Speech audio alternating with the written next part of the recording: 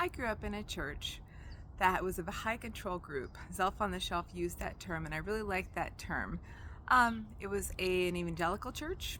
I was a missionary kid. My parents were both ordained elders. I grew up in the theology. I grew up in all the expectations. I know all the rules. No dancing, no movies, no earrings, and good stuff like that. And at the time, there was a process for changing doctrine and changing what the rules were. And people would come together, scholars and theologians would come together, and they would discuss it. And they would explore the questions, and they would examine them, and then they would assess, okay, what are we going to do with this? And they would vote on it. And then they would come up with some kind of new doctrine, and the change the doctrine, the change the rules that they wanted the entire denomination to follow. This is one of my issues with a lot of organized religions, because they tell you what to believe. But belief is something that's really internal.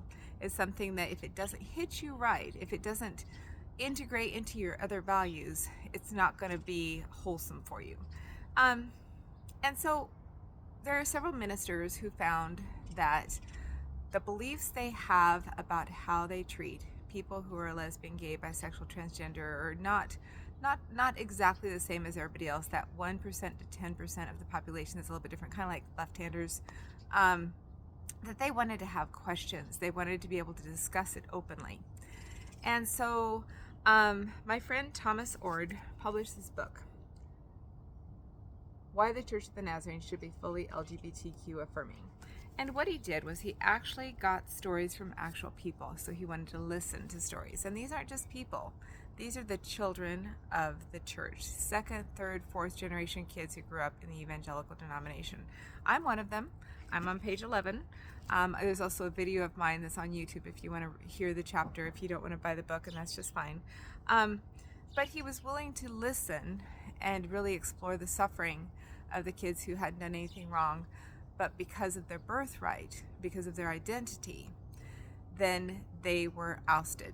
I was ousted 15 years ago. I had nothing left to lose. I'll tell you my whole story. I don't care. So here's what happened, though. The first third of the book is the stories of us children of the church who weren't really exposed to homosexuality or transgender or anything, but our identities just kind of became what they were. And if we didn't adhere to what our being is, our mental health was suffering.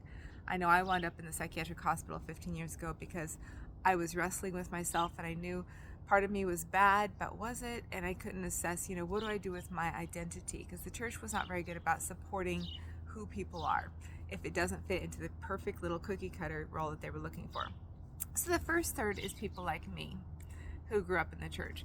The second third is people who love us. So our parents, our family members, our youth pastors, youth people who are in our life, who know us, who know that there's no malintent with having my green eyes or my right hand or my musical inclination, that's just kind of part of who I am, that being gay is also part of who you are.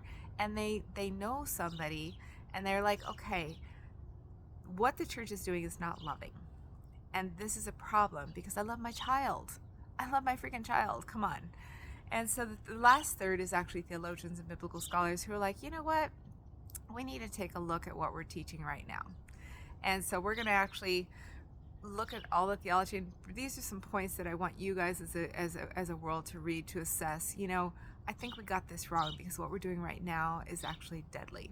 And what we're doing right now is driving our own children away, who the only fault they had was they're not gender conforming, or they're not in the little box of heterosexuality. And so here's what the Church of the Nazarene did. It went after the publisher, who's going to have a trial, Tom Ord, here in a couple weeks. It went after D. Kelly, who was his article's on page 369. All he says is we should be able to ask the question. Asking questions. Is it okay to ask questions? Yes, if you don't ask the questions, you're not living in integrity with yourself.